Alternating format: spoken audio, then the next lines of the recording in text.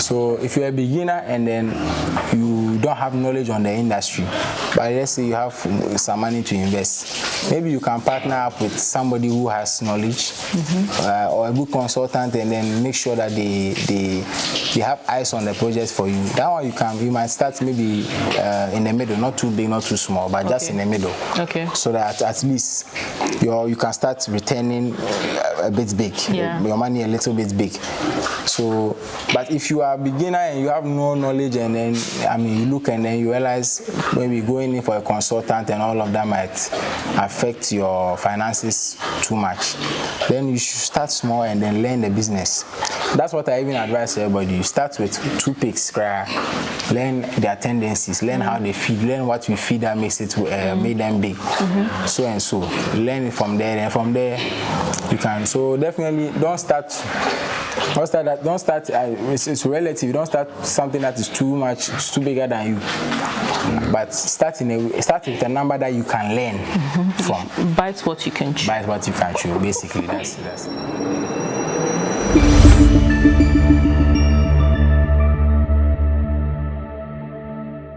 Kojo, so for someone watching out there who wants to start a pig farm, yes, what are the first steps you should take? Yeah. As someone who is interested in starting a pig farm, whether for commercial purposes or for, I'm assuming if your interest is peaked to this level of watching these videos for commercial purposes. Yeah. So the first step is to honestly do your research first and foremost. So in doing your research, what do I mean? Understand what it is to go into pig farming. Understand what's the basic, in life you can have skill to a certain point where you can do other things that maybe other people cannot do. Like let's say if you're a footballer, you have maybe Messi or Ronaldo who can exhibit certain skills that other people cannot. But then that doesn't take away from the other footballers who can do the basic things like pass the ball, hold the ball, do the basics. So do your research. What are the basic things that ensure success in pig farming? There's basic things. The feeding, the type of breed to start with, number one. The type of feed to give, the type of housing you choose, where you situate your farm. Usually that one is not such a big factor, because sometimes you acquiring land can be, that's a whole other thing. But then basically breeding, feeding, housing, these are the 3 important things. Medication. So these are the 4 more important things. So if you are about to start, and usually if you're a newbie, a new person, right now there's a wealth of there's a whole lot of information. You can just go to ChatGPT, Claude, DeepSeek, whatever, put the prompt in. Even YouTube. Even YouTube, yes. Exactly. Sorry, 8 years. That's why I say if you're already watching this video, yes, you understand that you want a place to start. But that's why I'm about to give that information for free. Because this information I'll give, if not for 88, you would have paid to learn somewhere. You understand? So you can. There's a whole books to read, all sorts of places. But then usually it can be overwhelming when you are beginning. Yeah. So the best is to go in for a consultant, somebody who already is in the game or has knowledge about it and has tried and has failed, and they can tell you. Like Growmank. Like Growmank, yes. But is going to a consultant not expensive? Yeah,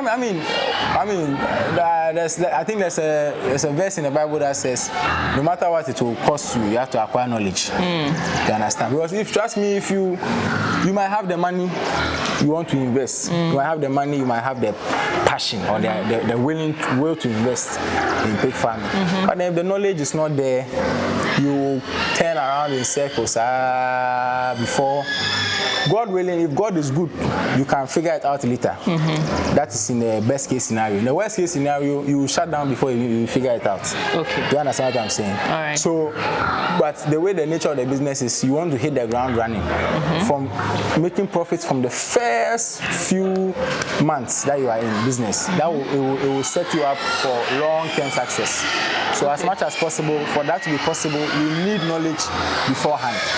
All right, Kojo. Yes. So like you're saying, it's money you are looking at getting returns on. Yes. So before you even take the first step, it's good to know where you are putting your money. Exactly. So hence the research. Yes. Right. So tell me about Growmank. Yeah. When you were starting out, what are the things you think you did right or did wrong that someone out there shouldn't even try? Just for up to the setup and starting the piggery process. What do you think?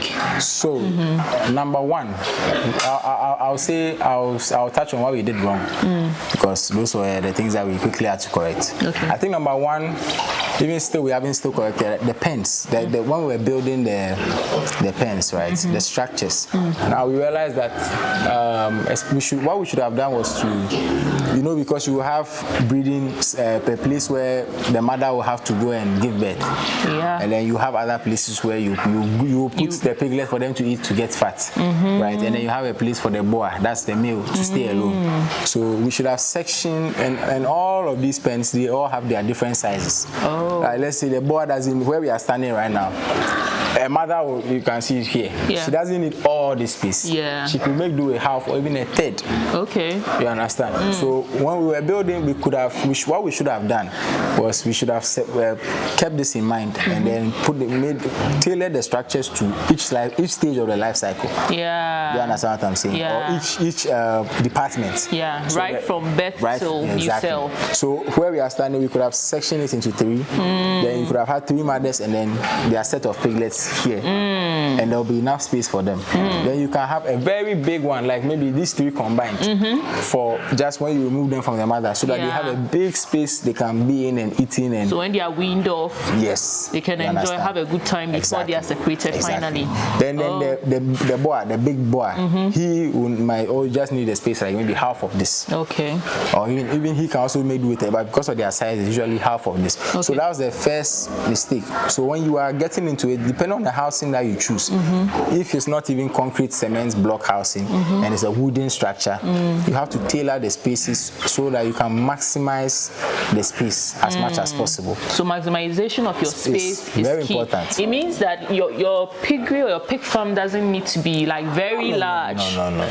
You can use small space wisely. When it is time for you to expand, like on the ground, like expand some more, you will know. You understand? Your financials will show that, this is how much is coming in.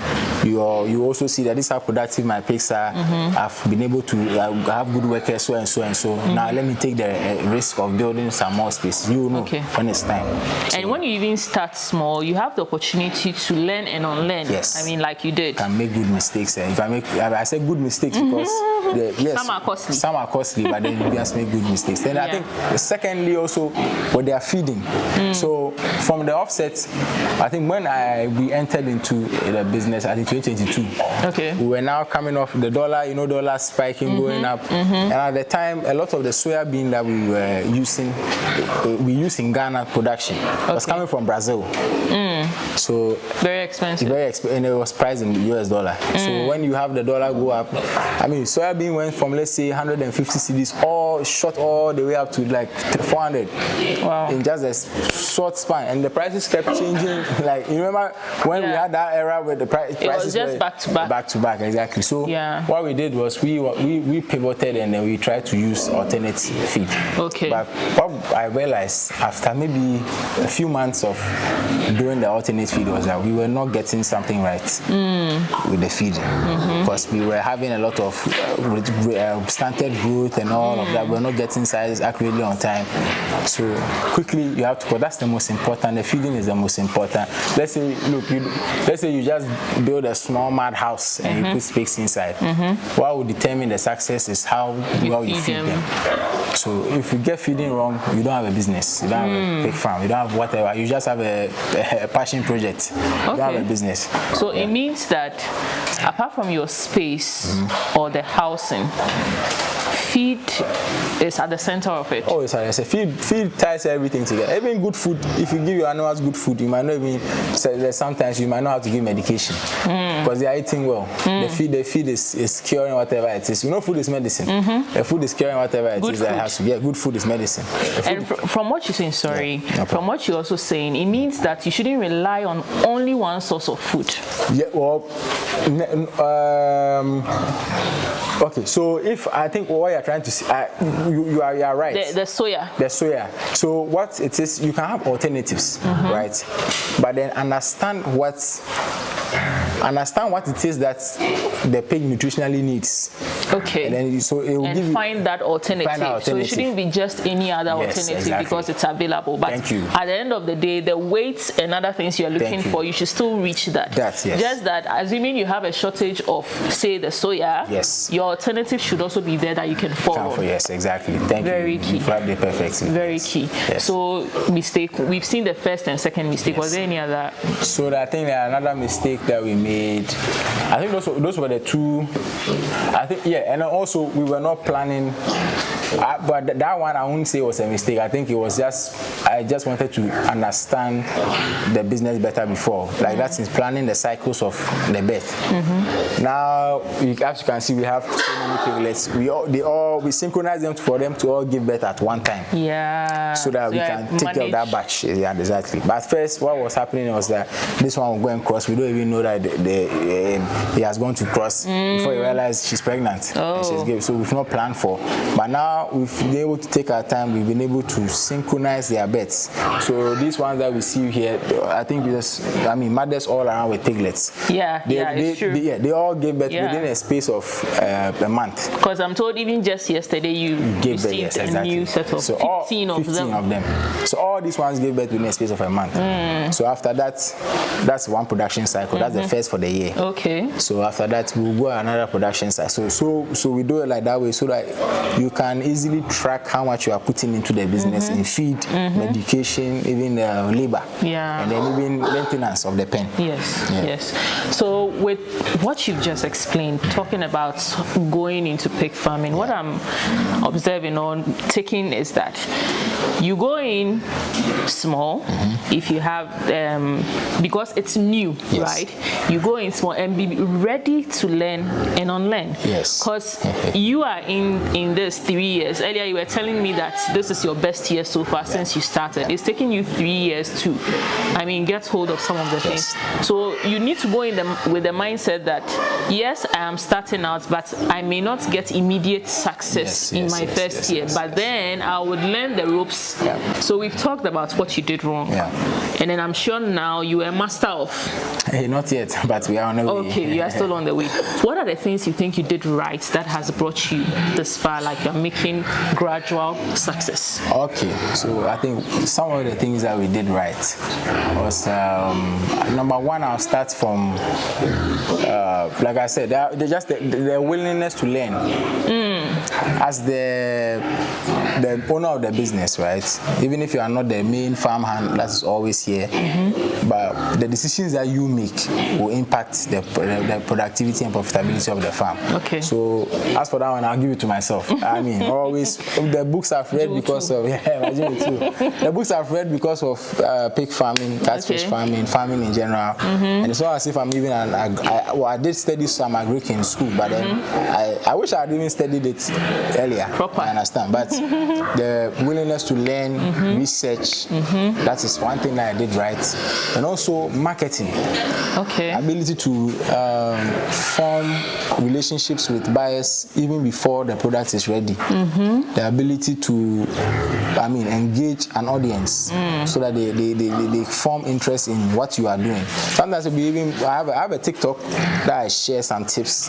TikTok, Instagram. Yeah, I've seen those tips. Yes, that I share some tips here and there.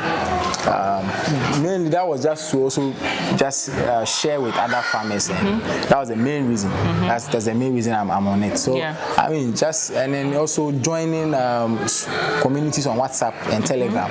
There's a lot of pig farmer groups. There's a lot of animal farmer groups. Okay. You join like minds, and then you learn from each other. You do business with each other. So that was one thing. So if you are looking to go into this business, even before you start, join some of these. There's groups. You can. I think I'll leave my number at the end. So if you want to, you can message me. There's groups. There's Pig Farmer Association of Ghana. There's poultry farmers, cattle, for all of that. So whatever you want to join, there's definitely a community for that here. Okay. So that's one thing that I think we did right as well. Then I think also another thing was just, having patience with the farm hands as well.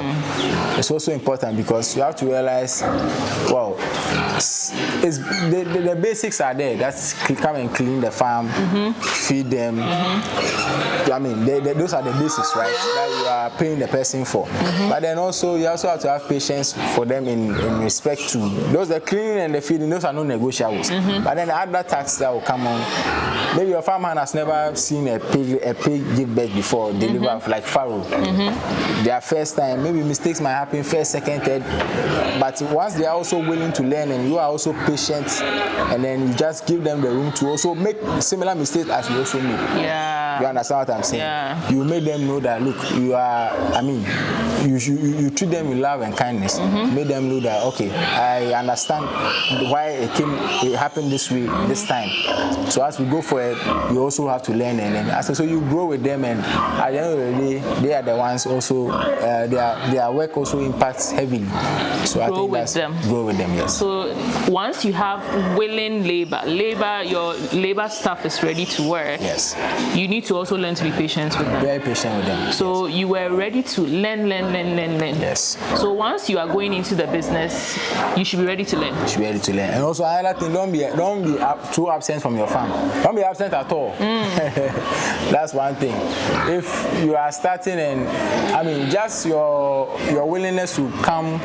I'm speaking to, let's say, people who are, so might stay in urban areas like Accra, and then you situate their farms outside Accra, because let's be honest, Accra, where are you going to get the land to do it? Human beings can't even get land to build houses now in Accra.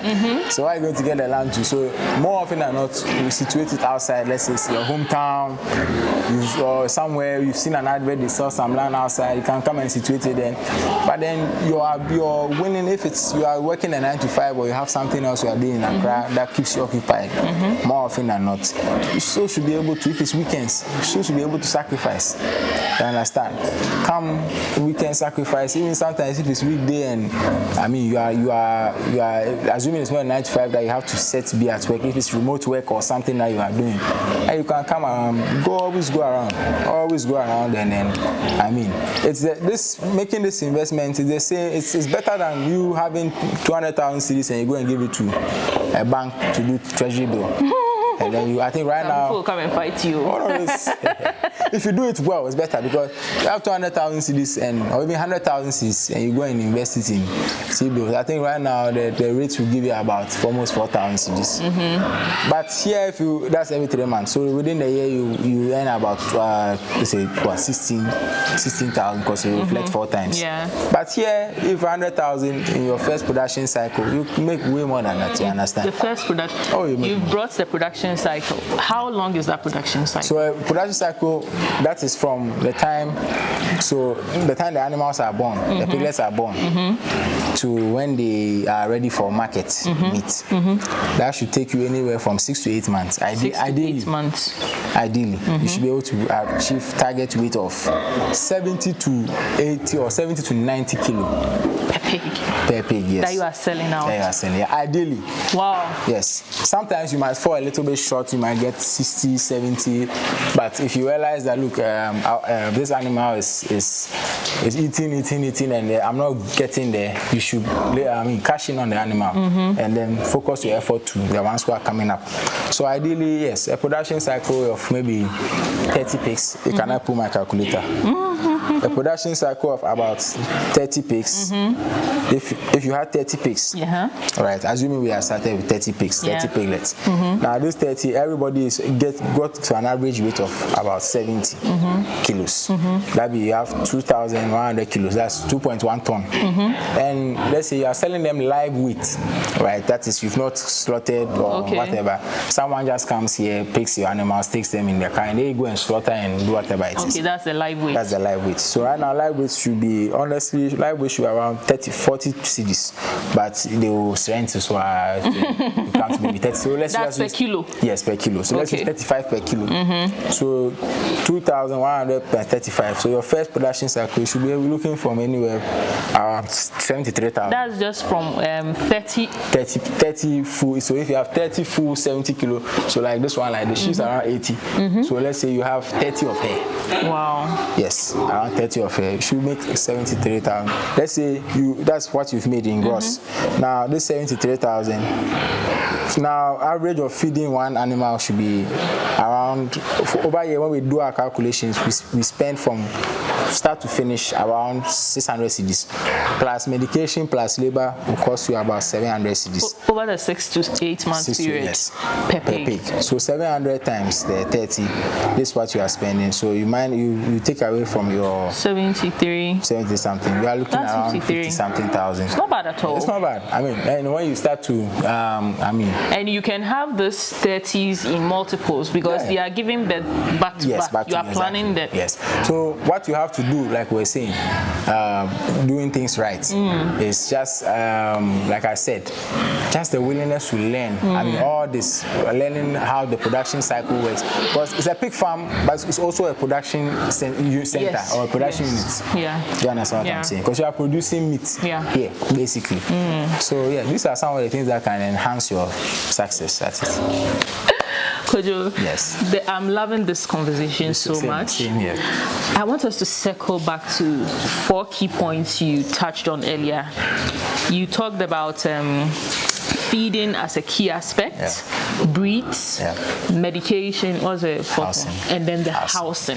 Can we delve deeper into these 4 things when someone wants to start a pig farm? Breeding, why is that essential? That one is the most important when you are starting out. That one is the most important one when you are starting, because if you start with bad breeds, no matter the feed you give, no matter the house you put, no matter the medicine you give, the results will be bad. So with the breeding stock, when you are going to start, you need, so basically breeding stock, when you are about to start, you need to select the first animals that will give birth to the animals that will reproduce and multiply. Okay, the generations you keep out, exactly. Sure. So every animal from here, more of this, except those 2 I showed you, they all started from the initial parent stock. Okay. So what happens is that when you are choosing your breeding stock, you have to be with that one, if you have no knowledge of it, you have to go with somebody that has knowledge of how to choose breeding stock. Okay. Yes, because you have to look at certain things. Go to a farm where they have good records. If you go there, you say, I want this boy, how old is he? It's like, oh, he's 1 year. Like, oh, he's 1 year and is this size, then that's a good boy. Okay. If you go somewhere to his 1 year and is that size, someone they can even lie to you sometimes, but then there's some things you can look on the animal. The height of the foot. There's this from one of the nails to the ground, the height of it, it can determine, you can see whether it's to be good breeding from that one. Okay. You can look at it, and there's small tiny stuff that you can look at. Then that one you need an expert to be able to help you pick. Yes. But more often than not, if you want to be safe when you are picking a boa or even a sow for breeding stock, simply just look at how big, how robust the animal is. Yes. Okay. So when you are buying breeding stock, don't compromise on the quality. Don't try and save money. You don't save money there. Go all out for that. Go all out. If it's one boa you can afford, buy a very good boa. Very good boa. It's going to determine the future of your farm. It will determine. It can determine the future of your life. Actually, no, it's true, because depending on how you do it, can be life changing. Yeah. So don't compromise. And then with the sows as well, look at the ones that are healthy and hearty, having given birth before. So if you haven't given, if a sow hasn't given birth before, it's a gilt. Okay, yes. A gilt. Okay. So the gilts there, I mean, obviously I haven't given birth, but you look at how, I mean, you look at them, you can see that yes, okay, this one I'll take the risk, I'll take the bet on this one, and then it's very important. So when you bring them in, you breed in, you can start with anywhere from. Usually, I'll say if you want to avoid inbreeding, okay, I'll say you should start with 2 boas. Okay. Then 2 boas, and maybe you can even start with 2 boas, 2 so. Or if there's enough, you have some money to spend, 2 boas, 4 so. So 2 sows per boa. Okay. So that you can have separate children, sets of children. Yeah. Then as time goes on, you tag them, you can see who is who. You avoid inbreeding from there. Okay. But if there's no too much money to spend on all of this, and you are just starting with the basics, 1 good boa, 2 good sow, even 1 good boa, 1 sow. Sometimes even if you want, you can buy you can buy 1 sow, and then you go to a farm where you can ask them for them to cross. But right now there's artificial insemination. You can buy the sperm and then have an expert come and then inseminate your sow. So interesting. If you are starting on a good budget, you want to maximize the amount. Look, and no amount of money is small to get into this business. You understand? Because you definitely get returns on that investment. You understand? Okay. Exactly. What breeds did you start with? So right now, we started with land race and large white, but they were not pure breeds. Land race and large white. But they were not pure. They are not pure breeds. Right now, you'll be hard pressed to find any pure breed anywhere.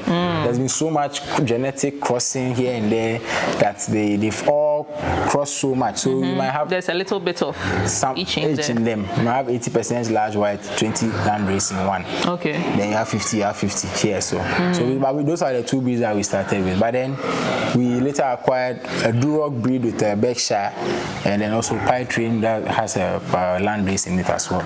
Later. Okay, so why did you choose to start with the land race and then the large white? Okay, so with the decision to start with large race and then land race and the large white, if you look at the region where we are in, West Africa, humid, quite warm and all of that, you see that over generations, they've been able to adapt very well to where we are. Okay. You understand what I'm saying? So disease resistance so it's also very important. So they are disease resistant, number 1. You've adapted to the climate very well. And number 3, the conversion to meat. It's also it's a very, very good, they are very efficient. Okay. So that's the 3, the main reasons why we went to this breed.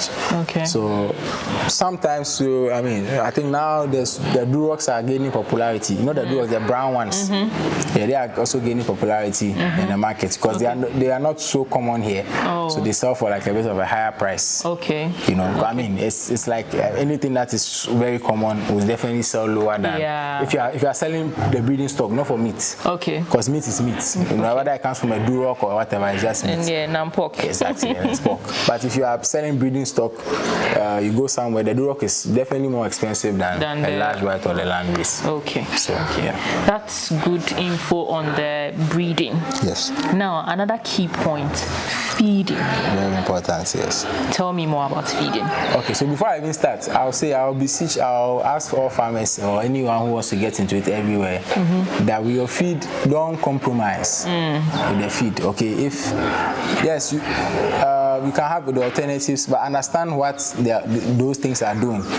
Let's say, ideally, now here in Africa or West Africa, ideally we are supposed to, if you look at our cassava production, I think Nigeria is the highest producer of cassava in West Africa, or in the world, sorry. Nigeria is the highest producer of cassava in the world, sorry. And if you look at Ghana here and look at, the cassava that we also produce, I don't have the figures, but I'm sure because even here in this community, there's a very big cassava producing, this is just therefore where we are. There's almost every household has cassava. They do cassava, they produce cassava. So you look at it, you realize that when the Europeans and the Americans and then the Asians, when they are, because they don't have cassava in mass where they are, so they had to rely on corn food. as their main source of carbohydrates. So now the feeding, you break it down like this. It's a balanced diet. You have to give a balanced diet too. So you have carbohydrates, you have protein, you have fats and oil, you have minerals, you have vitamins. Those are the 5 main, and then water. Water is also a part of the feed. Those are the 6 main components of pig feed. Okay. So number 1, carbohydrates. You realize that Ghana, over time, we've adopted this practice of using maize as the main carbohydrate source. Okay. So more often than not, farmers will use maize and they pair it with soybean. But maize, I mean, the prices are skyrocketing on the daily and whatnot. So I think in the long term, as we are going forward, we should all look at cassava as a good alternative. Okay. Because it's even more carb intensive than maize. It looks like you've been trying it. Or Yeah, we've been so we've planted some cassava, and the next cycle, that's what we are going to look at. Okay. So your feed formulation should have good carbohydrates, good source of protein. The carbohydrates will be more, obviously, because pig rearing is a very carbohydrate intensive venture. Because of the sizes we are looking to get to in the period that you are looking to get the sizes to. You can't do that with protein. Just feeding protein or feeding fiber. You won't get that size. No, you won't get that size. You won't get that size. So carbohydrate, number 1. You can have maize, you can have cassava, yes, you can have bread waste. You can have, you go to chop bars, maybe the fufu and all of those other, nice one. You can come and then you garnish it up nicely. You can feed them. I heard even waste from breweries. So waste from breweries, yes, they also have they have some carbohydrates in there. They have some protein. They have small. But more often than not, we call it spent grain. Spent grain. We say spent because more often than not the nutrients are taken out. But you might have some small ones in there. So it's also a good supplement feed. But I don't think that should be that can be your main feed if you finish, like the animal is at 80 kilos and now you don't want to spend too much on it. Okay. Then you but shouldn't be the starters. No, the starter for this, like this small piglets you see. When you are starting now and there, you have to make sure that you are giving them what they need. Yeah. The carbohydrates, like I mentioned, the sources. Then the protein, carbohydrates also you can use something called palm kernel cake, PKC. Yeah, with the protein as well, you can use soybean. That is the most common used one. It's because of the amino acid structure in soybean. It's basically it's quite complete as compared to other sources. Okay. You can use soybean, you can use fish meal, you can use blood meal, you can use granite cake, GNC. Okay. But the main ones here, I think we should focus. I mean, it can be azola like you saw outside. Yeah. Azola or duckweed. That's also another key thing. I'm hoping a lot of Ghanaian farmers employ. We start using a lot of the azola and duckweed because look, people use it a lot in catfish feeding. Yes, catfish feeding. In catfish feeding, the azola can save you about 60% of cost. Same in pig farming. Wow. If I can decide not to buy soybean ever, and replace it with azola. Oh yes, full time. Wow. Full time because of the amino acid structure. You understand? So you have soybean, you have fish meal. It's also because of the leucine and isoleucine. Very high contents of leucine, isoleucine. Sometimes soybean doesn't have that high amount, so you can supplement with that one. Then you have blood meal. Blood meal is the highest source of protein. What's that? Oh, it's animal blood usually from cattle and goats. Oh. Then you can use that usually from cattle and goats. You can use blood meal for fish from pigs, but you can't use pig's blood for pigs themselves. So what you do with the blood meal, if you take fish feed, right, especially, and you look at the color, you can see it's a little bit brownish to red. The ones that are a bit higher in protein are a bit more red than that's the blood color that they use. When you drop it, fish, when you drop it, they smell like the sharks smell the blood, they attract them. Even here, when they smell it attracts them because it's very, very, very rich.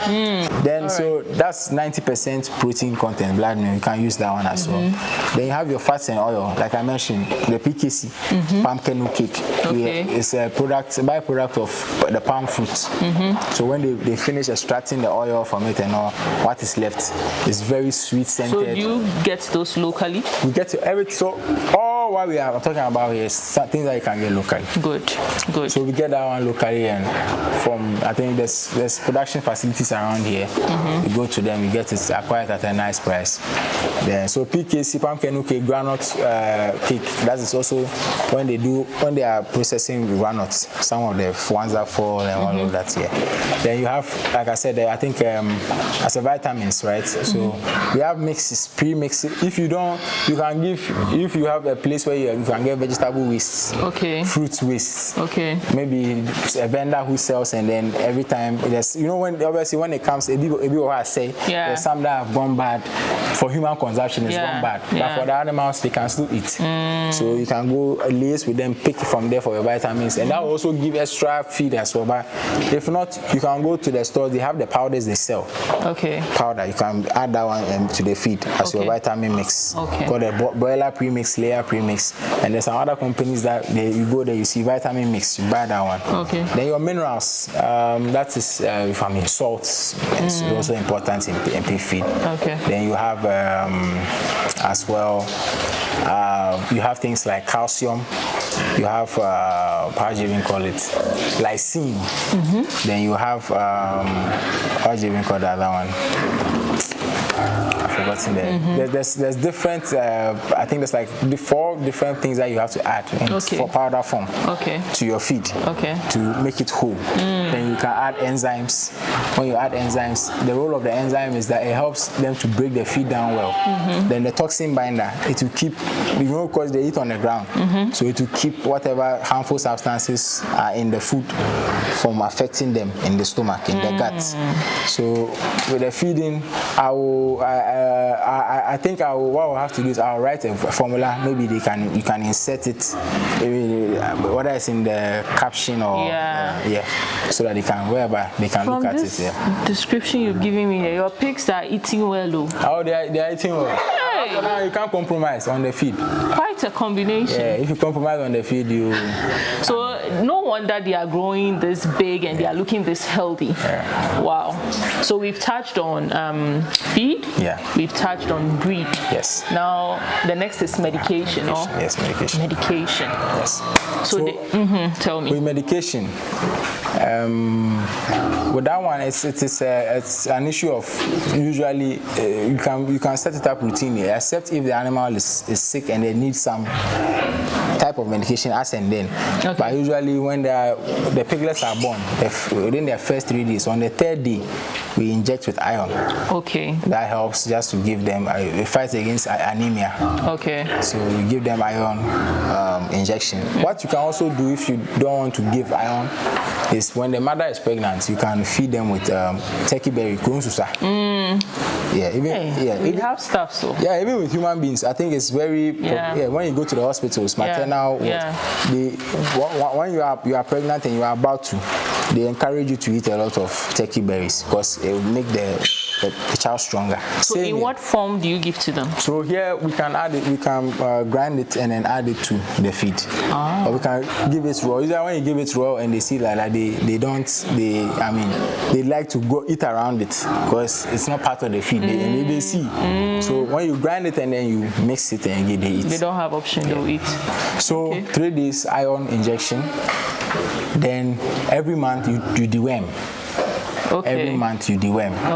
Every month you try and deworm your, because it's very important. You don't, because they eat from the ground. They eat a lot of. You don't know what's going in there. So as much as possible you deworm. Then depending on the animal and looking at whether the growth of the animal, you can also give multivitamin injection depending on if the animal needs it. Then we have pen strip. That is a bit more when usually there's things like some other type of very quite serious diseases or ailments. They have medicine for that, like the pen strip and whatnot. So that you can also use for there. So a medication, and then we have the spray, the topical spray when they scratch their skin or they fight and then they hurt you spray. So that's the main form of medication. There's even some ones that are water soluble. So this poly tank that we have here, there's, if I want to deworm all of them at once, all I can do is maybe with the poly tank I set it to maybe half. We drain the poly tank to maybe about half. Then we pour the medicine inside there. Then we just instruct that as much as possible for the next 2 days or so, no one should fetch anything from here into a bucket to use around.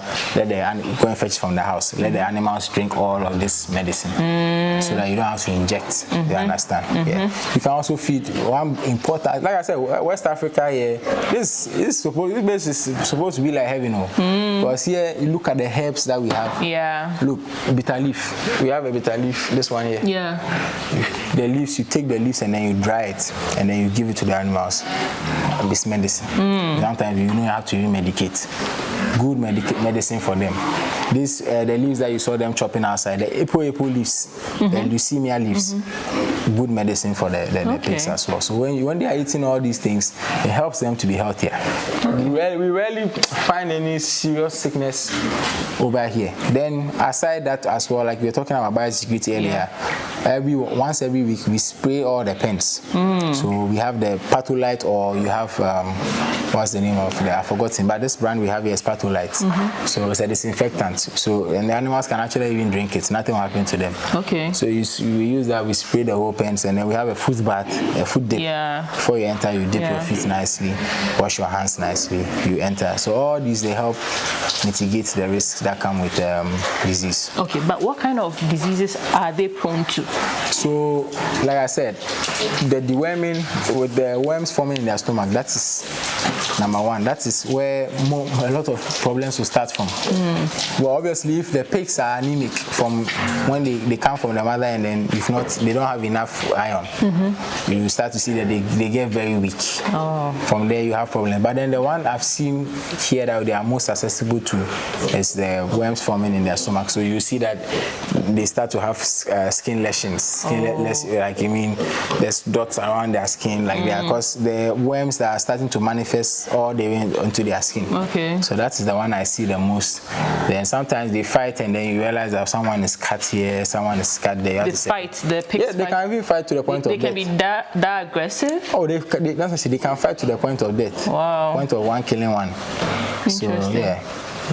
But what usually would lead to that kind of aggression, or is their behavior or something? Sometimes territorial something. You can introduce, if you introduce a new pig to where someone already is, it's like, it's my place. What are you doing here? And then they ensue. If the other one too is one that is not onju or nyeku, you also realize that they loggerheads. Then from there you have something that is deadly. Interesting. Okay, so we've done breeding, feeding, medication. I think housing. So the last thing is the housing, the key one. I think we've talked about it a lot, but touch on it again for me. Okay, so the housing, right? So like I said, I think we spoke about this earlier, but I think so the housing, it depends. So when you are starting, look at your budget, right? What can you afford to do as of there and then? Is it a wooden structure? Can you do a concrete one? Can you do one that's maybe container something? But then with whatever material you choose to build with, you have to understand that all the pigs, depending on what their role in the farm is, they don't need the same room. You understand? So like I said earlier, the mothers who have children, they don't need this one, like the pens. I'm sure they should show the pens that we have here. They don't need all this space. I can divide here into 3, and then I'll have, instead of 1 here, I'll have 3 here. Now I'm using my space better.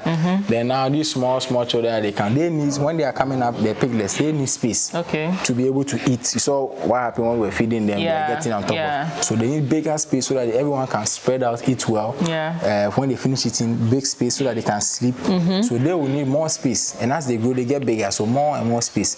Then the boa will need maybe half of this, or even a third cry, so that they can also be comfortable there. So when you are doing your housing, you have to take all this into consideration, and also how their water system will be. Here we use the nipple system, so the pipes are in the wall, and then the nipples feed them the water. If not, you can. There's different ways you can feed them, give them water. Okay. You understand? There's a plethora of ways. So you have to look at all of these things. I mean, where you even situate the house, the angle from the sunlight. You understand? All of these small things. They don't like heat? Because of their nature, they don't like heat. They understand? Because they are pretty much big animals. So the notion is that a lot of people think that pigs are dirty and all of that. But usually when you see a pig wallowing in water, wallowing in mud, because it's trying to cool himself. If you go to a place where it's a bit cold, I mean, you won't see much of that. You understand what I'm saying? But if it's a warm place and then the weather is warm and then the pig feels some heat, you realize that if he sees any small water, he wants to enter and just cool himself or herself. So that's what it is. Yeah. It makes sense.